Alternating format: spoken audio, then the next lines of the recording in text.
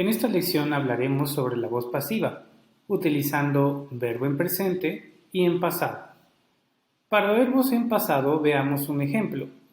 La voz activa u oración original del ejemplo es Vicente Martínez founded the factory in 1930.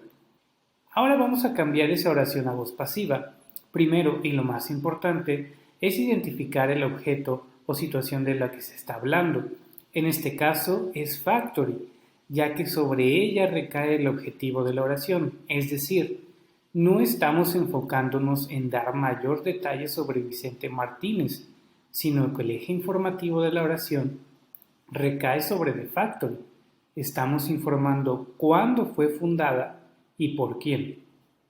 Ahora que ya encontramos el objeto o situación de lo que estamos hablando, vamos a formar la oración con voz pasiva. Y el primer paso es colocar el objeto o la situación al inicio de la oración, en este caso, the factory. Posteriormente tenemos que colocar el verbo to be en pasado más el pasado participio de la oración original, en este caso es was founded. Finalmente vamos a conectar el resto de la oración con un by Vicente Martínez in 1930. Finalmente quedaría la oración de la siguiente manera. The factory was founded by Vicente Martínez in 1930. Y ahora vamos a ver un ejemplo, pero de voz pasiva con verbo en presente. La oración original es We use computers all over the world. Nuevamente, habría que encontrar el objeto o situación de la que estamos hablando, que en este caso sería computers. Y ahora, para formar la voz pasiva, lo ponemos al inicio de la oración, quedando de esta manera. Luego, el verbo to be, pero ahora en presente, quedando computers are. Posteriormente, el verbo principal de la oración original en pasado, computers are used. Y el resto de la oración, computers are used all over the world. Fíjate cómo en este caso no se usa el conector by, ya que quien está haciendo la acción se sobreentiende o es obvio.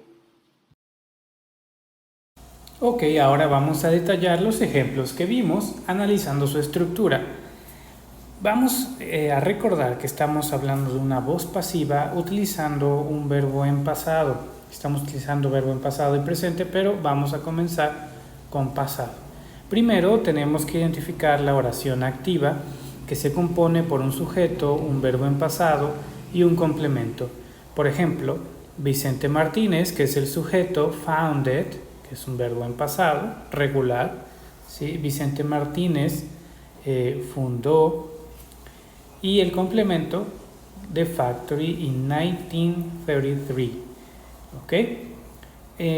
Aquí tenemos nuestra oración activa y como comentábamos, para formar la voz pasiva tenemos que identificar el objeto o la situación de la que estamos hablando. En este caso es the factory, como veíamos en el ejemplo. Y como vamos a formar la oración pasiva, primero va el objeto o situación, que ya identificamos que es the factory. Verbo to be en pasado. Recuerda que este es was o were. Was es para he, she e it. ¿Okay? Y were, recuerda que también se puede usar, es para they, you, we, etc. Entonces aquí tenemos the factory, verbo to be en pasado was, verbo en participio fundada. Recuerda que los verbos en participio son los que terminan en ado, ido. Luego vamos a complementar con un by, vamos a agregar un by que es por, y luego el sujeto, Vicente Martínez, recuerda que es el sujeto que vimos acá. No te confundas, factory es el objeto situación, ¿ok?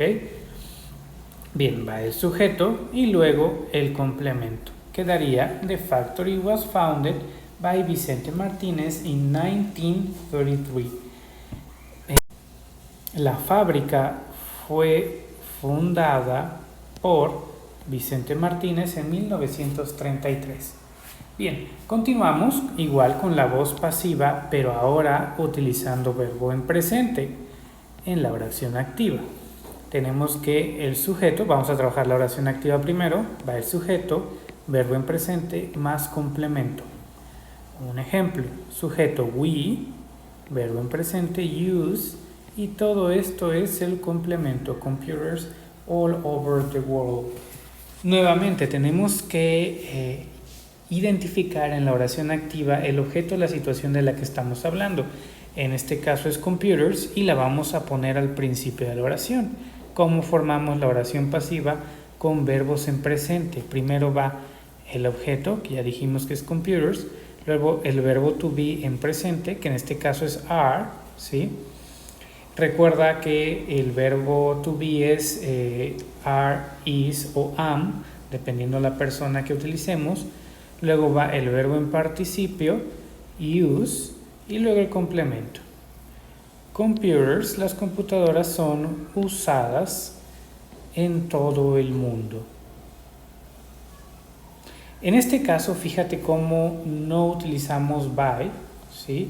Ya no se usa porque, bueno, si quisiéramos ser muy redundantes, tendríamos que poner by we, ¿no? Porque pues está el sujeto.